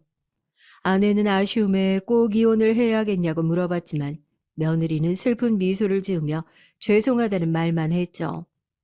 다음날 아들은 아주 홀가분한 얼굴로, 며느리는 굳은 표정으로 이혼 서류를 제출하러 나갔습니다. 그리고 시집 오던 날과 마찬가지로 짐을 챙겨 나갔죠. 저는 나가는 며느리를 붙들고 손에 작은 상자 하나를 쥐어줬어요. 며느리가 상자를 열어보더니 고개를 푹 숙였습니다. 늦어서 미안하다. 제일 예쁘게 만들어주고 싶었는데 이렇게 전해주게 될 줄은 몰랐구나. 마음에 들었으면 좋겠다. 평생 간직할게요, 아버님. 감사합니다. 너무 예뻐요. 며느리는 눈물이 가득한 얼굴로 웃었죠. 사돈 총각은 우리가 원망스러웠을 텐데도 저희를 보며 그동안 감사했다고 꾸벅 인사를 하고는 아내에게 편지를 쥐어주고 나갔습니다. 아침 저녁으로 챙겨주던 따뜻한 밥에 늘 마음 든든했다고 절대 잊지 못할 것이라는 말에 아내는 한참을 울었습니다. 그렇게 며느리와 이별을 해야 했어요. 그 뒤로도 문득 며느리가 생각나는 일이 많았습니다. 도예를 시작한 이후 처음으로 제가 디자인한 화병이 완성됐을 때도, 아내가 병원에 입원했을 때도 생각이 났죠. 세아가 잘 지내고 있겠죠? 사돈 총각도 한번 봤으면 좋겠는데. 보러 가면 되지. 당신 태어나면 만나러 갑시다. 아내는 아쉽게도 그 소원은 이루지 못하고 눈을 감아야만 했죠. 장례식장에 앉아 있는데 며느리에게 연락을 하고 싶은 생각은 굴뚝 같았지만 결국은 말하지 못했습니다. 아들은 그 이후로도 정신을 못 차리고 이리저리 방황하더니 아내가 죽고 나서 무슨 바텐더를 하겠다고 바에 취직을 했어요. 어떤 일이든 시작이라도 하는 것이 어딘가 싶은 마음으로 가만히 지켜봤죠. 저와 아들만 남은 큰 집으로 첫째 딸아이가 이사를 왔습니다. 큰 사위가 해외로 5년간 출장을 가게 되면서 아이들 학교 문제로 따라가지 못하고 그냥 한국에 남아있게 됐거든요. 덕분에 조용해진 집안이 한동안 아이들 소리로 채워졌죠. 그렇게 며느리와 헤어진 지 10년의 시간이 지났습니다. 며느리는 다시 만난 것은 우연이었어요. 도예 공방에서 나름 자리도 잡고 제게 디자인을 문의해오는 경우도 생기면서 말 그대로 제2의 인생을 살고 있는 어느 날이었죠. 오랜만에 공방 식구들과 멀리 점심을 먹으러 나왔다가 며느리를 만났습니다. 며느리 역시 점심을 먹고 나오는 길이었죠. 저를 본 며느리는 깜짝 놀라는 얼굴과 함께 잠시 망설이는 것이 보였습니다. 저는 먼저 손을 번쩍 들어 반갑게 인사를 했죠. 며느리는 화사하게 웃으며 제게 다가왔습니다. 아버님, 여기는 어떻게 오셨어요? 그동안 잘 지내셨어요? 점심 먹으러 왔지. 너는 그래, 잘 지내고 있니? 여기 근처 병원이야? 네, 바로 위에 있는 병원이에요. 도예는 계속 하고 계시죠? 어머님은 잘 계시죠? 저는 빙그레 웃으며 아내가 병으로 세상을 떠났다고 말했어요. 며느리의 눈에 금방 눈물이 차오르는 것이 보였어요. 저는 마지막까지 며느리를 보고 싶어 했다고 말해줬죠. 짧은 만남이었지만 며느리가 활기차게 살고 있는 것 같아 기분이 좋았습니다. 다시 볼 일은 없을지 모르지만 이렇게라도 며느리의 밝은 얼굴을 보는 것만으로도 만족스러웠어요. 저는 우리의 만남이 여기서 끝일 거라고 생각했습니다. 그래서 헤어지는 뒷모습을 보면서 모든 일이 잘 풀리기를 바랄 뿐이었죠. 하지만 제 생각과는 다르게 며느리를 곧 다시 만나게 됐습니다. 며느리가 제가 일하는 공방으로 찾아왔더라고요. 밝게 인사를 하면서 헤어졌던 것이 엊그제 같은데 며느리는 그 짧은 사이에 반쪽이 된 얼굴로 찾아왔어요. 저는 심장이 덜컥 내려앉는 기분이 들었습니다. 무슨 일이냐? 얼굴이 왜 그래? 무슨 일이라도 생긴 거야? 아버님, 진짜 제가 염치도 없지만 정말 죄송한데요. 진짜 제가 진정하고 천천히 얘기해 보렴.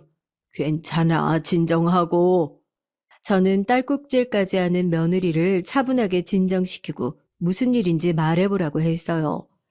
눈앞에 냉수를 몇 잔이나 비운 며느리는 어렵게 말을 꺼냈습니다. 사돈 총각이 미국에 건너가서 공부를 하는 중인데 사고를 당해 당장 수술을 해야 한다고 말이죠. 그런데 병원비가 워낙 비싼 나라다 보니 가진 돈을 다 넣어도 1,000만 원이 부족한데 어디 빌릴 곳이 없더라고 얘기를 했죠.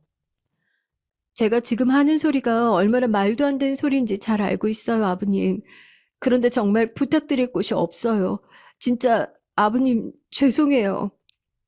내가 알아보마. 사돈 총각이 사고 났다는데 얼마나 놀랐겠니. 그래, 내가 가진 돈을 끌어보면 1,000만 원은 될 게다. 저는 하염없이 울기만 하는 며느리의 어깨를 다독이며 말했습니다. 1,000만 원이 쉬운 돈은 아니었어요. 얼마 전 아들이 바를 열겠다고 말하며 도와달라는 말에 이미 퇴직금 대부분이 들어간 상태라 제 상황도 빠듯했죠. 하지만 모르겠다고 말하고 넘기기에는 제 마음이 너무 불편했습니다. 그래서 우선은 제게 남아있는 돈과 최근 공방 일을 하면서 벌어들인 돈과 지금 주문받은 돈까지 값을 받아 합해보니 겨우 1,000만 원은 되더라고요. 그렇게 모은 돈을 며느리에게 송금했습니다. 며느리는 이 은혜는 무조건 갚겠다고 하면서 미국행 비행기를 탔죠. 그렇게 며느리를 보내고 며칠 뒤 아들이 바 운영을 하는데 돈이 필요하다고 제게 돈을 좀 빌려달라고 말했어요. 이미 바 여는데 필요하다고 해서 도와줬는데 더 이상 뭘 더 바라는 게냐? 이제 가게 오픈했으면 앞으로는 네 힘으로 벌어야지. 초반에 자금이 좀 필요하다고 몇 번이나 설명을 드려요. 자리를 잡기까지는 마이너스일 수밖에 없다니까요. 그러지 마시고 좀 도와주세요. 잊었어? 바를 여는 것까지만 도와주기로 약속하기로 했잖아. 그때 분명히 내가 말했지. 앞으로 어떤 일이 일어나도 그것은 다 네 책임이고 네가 알아서 해야 한다고. 더 이상 나한테 와서 손 벌릴 생각하지 마라. 아니, 다른 집 부모들은 집이든 가게든 다 턱턱 해주는데, 왜 아버지는 안 해주세요? 남들처럼 해줄 능력이 없으면 낯을 말든가요. 마지막이라는데 끝까지 이렇게 나오실 거예요? 저는 어처구니 없는 아들의 말에도 단호하게 거절했습니다. 솔직히 말하면 며느리에게 돈을 다 건네는 바람에 제 수중에 남아있는 돈 자체가 거의 없는 거였죠. 하지만 이런 속사정을 알 리가 없는 아들은 첫째 딸 아이에게도 손을 벌리며 도와달라고 했습니다. 첫째 역시 저와 비슷한 입장이었죠. 아버지가 지금까지 도와주신 것만으로도 충분해. 아버지가 무슨 큰 죄를 지셨다고 너한테 이리저리 끌려다녀야 하는 거야? 그 정도 아버지 등골 빼먹었으면 이제 정신 좀 차려. 누난 모르면 가만히 있어. 아버지가 어디 그냥 주신 줄 알아? 나더러 수익의 10%를 받아가겠다고까지 하신 분이야. 공짜가 아니었다고. 그럼 너는 아버지가 조건도 대가도 없이 그 큰 돈을 너한테 주실 거라고 생각했어? 사람이 염치라는 게 있어야 할 것 아니야. 정신 차리고 일 더 크게 벌릴 생각하지 말고 네가 할 수 있는 선에서 부지런히 해낼 생각을 해. 첫째의 으름장에 아들 역시 더 이상 돈을 달라는 말은 하지도 못하고 포기하고 말았죠. 저는 내심 다행이라 생각이 들면서 며느리는 미국에 잘 도착은 했는지 사돈 총각의 수술은 안전하게 잘 끝이 났는지 걱정이 됐습니다. 그 뒤로 소식이 끊긴 것이나 다름없었거든요. 미국까지 건너간 상황이라 정신은 없으리라 생각은 되지만 그래도 연락이 없으니 씁쓸하긴 하더군요. 그 와중에 문제가 터지고 말았습니다. 아들이 며느리에게 돈을 준 것을 알아버렸거든요. 아버지, 지금 제정신이세요? 1,000만 원이 얼마나 큰 돈인데 그 돈을 덜컥 남한테, 그것도 이미 남남이 된 지 오래된 사람한테 빌려주실 생각을 하세요. 저한테는 그렇게 차용증까지 우겨가며 쓰시더니 그 여자한테는 그냥 빌려주셨다고요? 아버지 제정신이세요? 새아가가 너 같은 놈이랑 어디 같은 줄 알아? 그리고 내 돈이야. 내가 피땀 흘려가면서 벌어들인 내 돈이라고. 내 돈을 내가 알아서 하겠다는데 네가 뭔데 이래라 저래라야. 그래서 그 여자한테 연락은 받으셨어요? 아무것도 없죠? 지금까지 잠잠한 것 보세요. 아버지는 사기당하신 거예요. 그 말을 진짜 믿으셨던 거예요? 세아가에 대해서는 네 놈보다는 내가 더 잘 알게다. 그럴 사람 아니니 걱정 말고 네 일이나 제대로 해. 설사 내가 세아가에게 돈을 빌려주지 않았다고 할지라도 나는 너한테는 땡전 한 푼 줄 수 없으니까. 아들과 제가 언성을 높여가며 싸우는 소리에 첫째 딸도 모든 상황을 알게 됐습니다. 첫째 딸 역시 제가 너무 무모했다고 말하더군요. 이미 끊어진 인연이나 다름없는데 갑자기 찾아와서 돈을 1,000만 원이나 빌려달라고 한 것도 이상하고 빌려주고 난 뒤에 연락이 끊어진 것은 더 이상하다고 말이죠. 저는 미국에서 사고를 수습하는 중이니 당연히 연락이 되지 않는 것이라고 말했지만 자식들은 생각이 달랐습니다. 끝까지 제가 사기를 당했을 가능성에 대해 주장했죠. 특히 아들은 제가 사기를 당했다며 경찰에 신고를 해야 한다고 우기기도 했습니다. 하지만 저는 끝까지 며느리를 두둔하며 그럴 리 없다고 말했죠.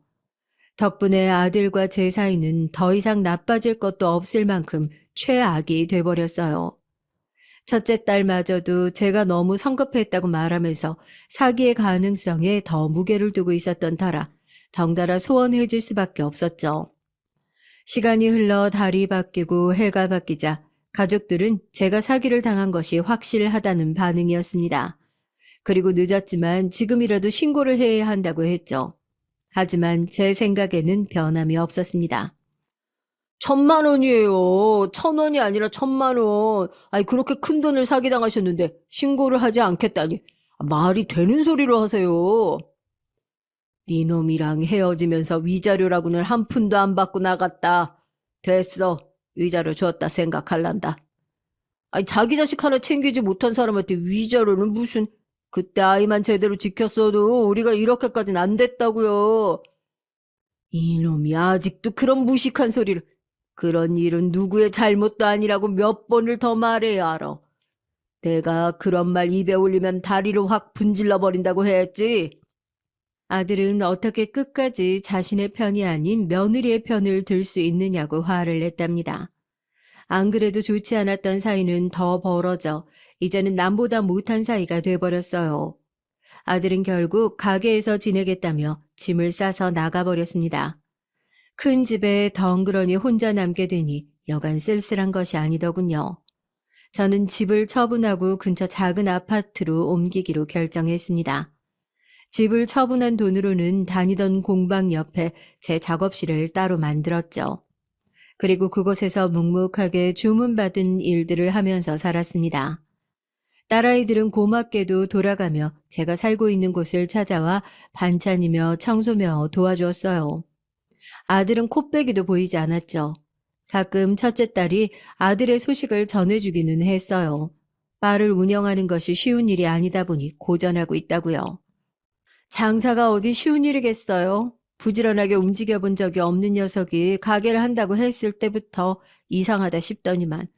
그래서 그냥 제가 더 늦기 전에 정리하고 다른 기술 배우던가 하라고 했어요. 얌전히 그러겠다고 하디? 절대 그럴 녀석이 아닌데. 자기도 이젠 지쳤는지 가게 정리할 모양이긴 하더라고요. 저는 첫째 딸의 말에 고개를 끄덕이며 한숨을 내쉬었죠. 그렇게 시간이 흐르는 동안 저는 며느리에게 돈을 빌려주었다는 사실을 점차 머릿속에서 지워가며 살았어요. 아들에게 말 한 대로 위자료를 주었다 생각하고 있었거든요. 그런데 어느 날 공방으로 출근을 했는데 제 스승이자 동업자기도 한 공방 사장이 한박 웃음을 지으며 저를 반겼습니다. 선생님, 아유, 진짜 좋은 소식이에요. 선생님께서 이전에 디자인하셨던 스탠드, 그거 대량으로 만들어 달라고 주문이 들어왔어요. 이렇게 큰 건수는 진짜 오랜만이네요. 돈도 기존 가격의 2배를 쳐주겠다고 하고, 기한도 엄청 넉넉하게 줬어요. 예? 아이, 그렇게 좋은 계약 조건으로 하겠다고 하던가요? 아, 누가요? 사장은 IT 계열의 회사 대표라고 하시면서 직원들에게 창립 기념일에 나눠줄 생각이라고 하면서 디자인을 엄청 마음에 들어 하더라고 말했죠. 저는 IT 회사 대표가 저를 어떻게 알아서 주문을 넣은 것인지 의아하면서도 기분이 좋았습니다. 사장은 오후에 직접 계약을 하러 오기로 했다고 하면서 저만큼이나 기분이 좋아 보였어요. 오후가 되고 긴장되는 마음으로 기다리는데 문이 열리고 낯이 많이 익은 한 남자가 들어왔습니다. 저는 어디서 봤지 요리조리 얼굴을 뜯어보면서 기억을 뒤적거렸죠. 그리고 순간 며느리와 참 많이 닮았다는 생각이 들었습니다. 놀란 눈으로 바라보자 남자가 씩 웃으며 제게 꾸벅 인사를 했어요. 그동안 잘 지내셨습니까? 저를 기억하시겠는지요? 어이구, 사돈 총각 맞지? 사고가 났다고 하더니만, 이제 괜찮은 건가? 네, 누나를 도와주신 덕분에 이렇게 수술도 성공적으로 했고, 무사히 졸업돼서 자리도 잡았습니다. 한국에 오자마자 제일 먼저 찾아오고 싶었어요. 정말 목숨을 구해주셔서 감사드립니다. 누나는, 세아가는 어디 있고 왜 혼자 왔어? 저는 가장 궁금했던 며느리의 안부부터 물었습니다. 사돈 총각은 아직 미국에 있다고 하면서 자신이 먼저 귀국을 하게 됐다고 말했죠. 저는 혹시 무슨 안 좋은 일이라도 있는지 걱정이 되더군요. 사돈 총각은 그런 제 마음을 알았는지 출산한 지 얼마 되지 않은 상황이라 당장 어린 조카와 함께 비행기를 탈 수 없다고 했습니다. 저는 며느리가 결혼을 했다는 소리에 반가운 마음이 들면서도 이제 새아가라는 호칭도 넣어둬야 하겠구나 싶은 생각에 마음 한구석이 아쉽기도 했어요. 누나가 엄청 보고 싶어 했어요. 제가 이렇게 무사한 것도 누나가 새로 인연을 만난 것도 그때 다 도와주신 덕분이라고 하면서요. 정말 그때 감사했습니다. 늦었지만 그때 도와주신 은혜 갚으러 왔습니다. 은혜는 무슨 그런 말 하지 말아요. 내 자식이 한 짓이 있는데 내가 더해주고 싶어도 못해준 게 미안할 뿐이지. 그런 말씀 마세요. 남이나 다름없는 이혼한 며느리한테 그렇게 큰 돈 빌려주시는 일이 어디 쉽습니까? 정말 감사드립니다. 누나를 대신해서 제가 이렇게 큰 절 올립니다. 사돈 총각은 그대로 큰 절을 제게 했어요. 고급 정장이 어떻게 되든 상관없다는 듯 말이죠. 저는 허둥대며 괜찮다고 사돈 총각을 일으켜 세웠죠. 탁자에 앉아 정식으로 주문서를 작성하는 동안 사돈 총각은 그동안 어떻게 지냈는지에 대해 자세하게 알려줬습니다. 며느리가 미국에 도착하고 나서 얼마 되지 않아 핸드폰을 도난당하는 바람에 연락을 할 수가 없었다는 얘기도 하더군요. 누나는 빨리 한국으로 오고 싶어 했는데 계획이 좀 바뀌었어요. 제 병간호 하면서 인테리어 공부를 시작했거든요. 센스가 있었는지 대학에 합격을 하면서 귀국이 늦춰졌어요. 그러다 매형도 만났고요. 아유, 일이 잘 풀리고 있는 것 같아서 너무 다행이네. 다행이야. 누나 오면 다시 인사드리겠습니다. 그리고 이번 주문건 잘 부탁드려요. 저희 거래처 분들이랑 직원들에게 나누어 줄 것들 따로 주문 넣었습니다. 저는 이렇게 잊지 않고 찾아와줘서 고맙다는 말을 했습니다. 사돈 총각은 봉투를 내밀며 그때 빌렸던 돈에 이자까지 붙였다고 말을 하며 또 오겠다는 말만 남기고 갔죠. 봉투에는 2천만 원 수표가 들어있었습니다. 너무 놀란 저는 바로 뒤따라 나갔지만 벌써 타고 온 차는 출발한 상태였어요. 봉투 안에는 작은 메모가 있었습니다. 며느리의 글씨체였죠. 빌려주셨던 돈입니다. 과하다 생각하지 마시고 받아주세요. 당시 제게 빌려주셨던 1,000만 원은 이보다 더 큰 가치가 있었습니다. 저는 고이 메모를 지갑에 넣고는 수표를 챙겨 은행으로 향했습니다. 사돈 총각이 다녀갔다는 소리를 어디서 들은 것인지 아들에게서 연락이 오더군요.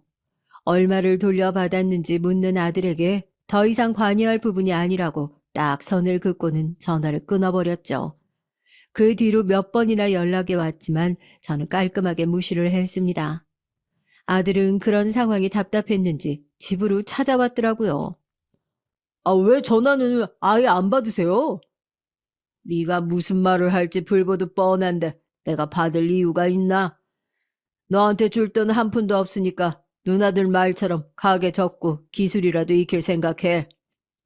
돈 얘기 아니거든요. 그리고 어차피 가게 정리하는 중이니까 잔소리 좀 그만하세요. 벌써 가게를 정리 중에 있다는 말에 저는 의외다 싶었습니다. 첫째 딸이 그렇게 말은 했지만 그래도 고집부릴 줄 알았거든요. 정신을 좀 차린 것인가 약간의 기대감이 들기도 했습니다. 하지만 사람은 고쳐 쓰는 것이 아니라고 본성이 어디 가겠어요. 그 오랜 시간 동안 고쳐지지 않은 품성이 그렇게 단번에 달라질 리가 없었죠.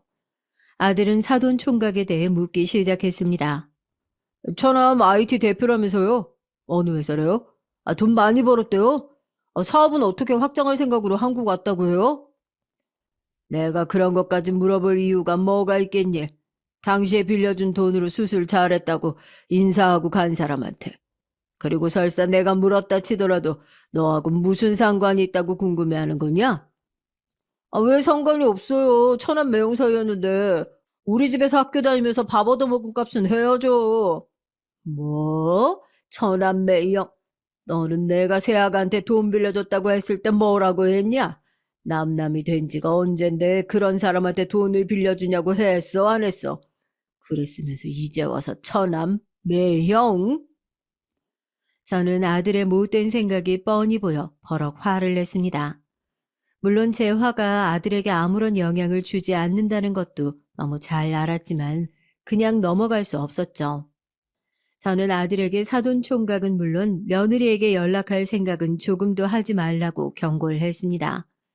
이미 결혼해서 잘 살고 있는 집 관련도 없는 사람이 나서서 왈가왈부할 상황이 아니라고 말이죠. 하지만 아들은 사돈 총각이 회사 대표라는 사실에 이미 혹한 상태여서 소용이 없었어요.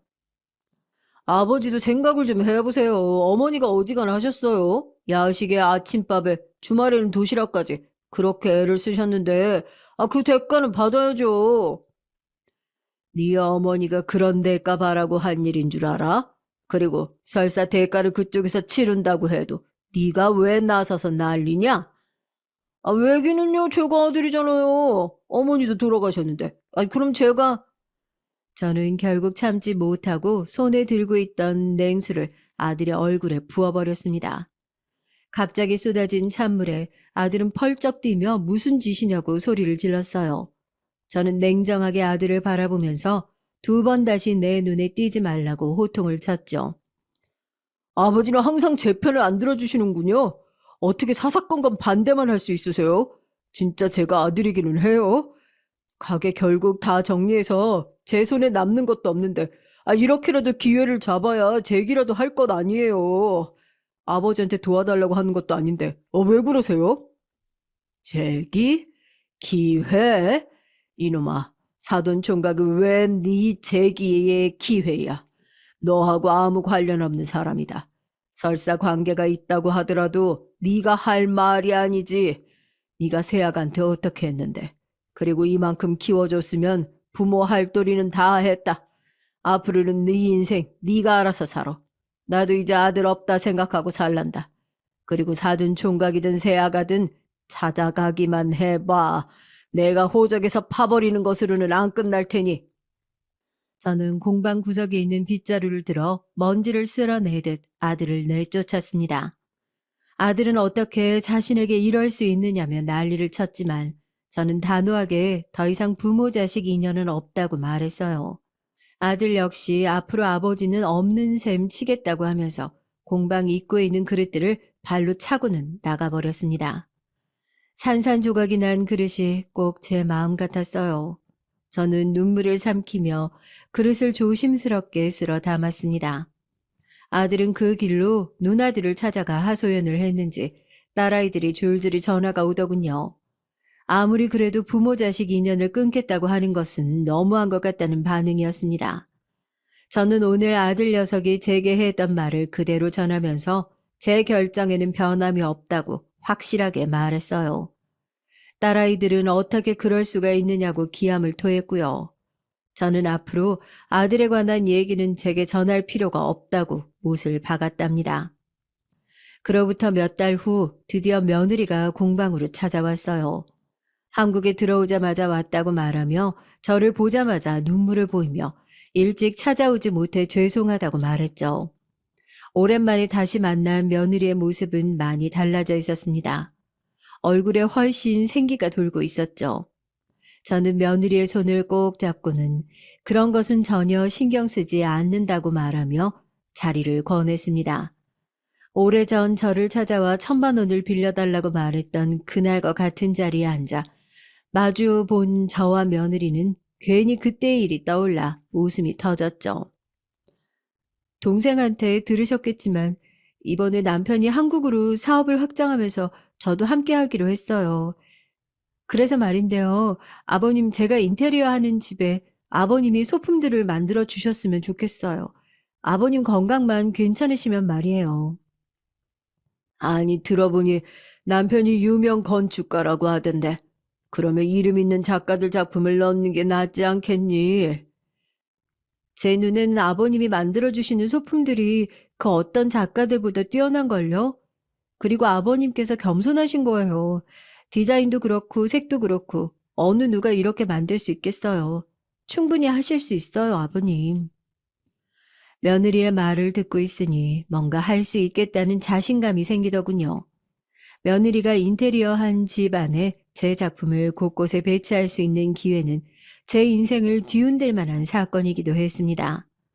저를 알아봐주고 제 디자인을 높이 평가해주는 사람들이 늘어나기 시작한 것이죠.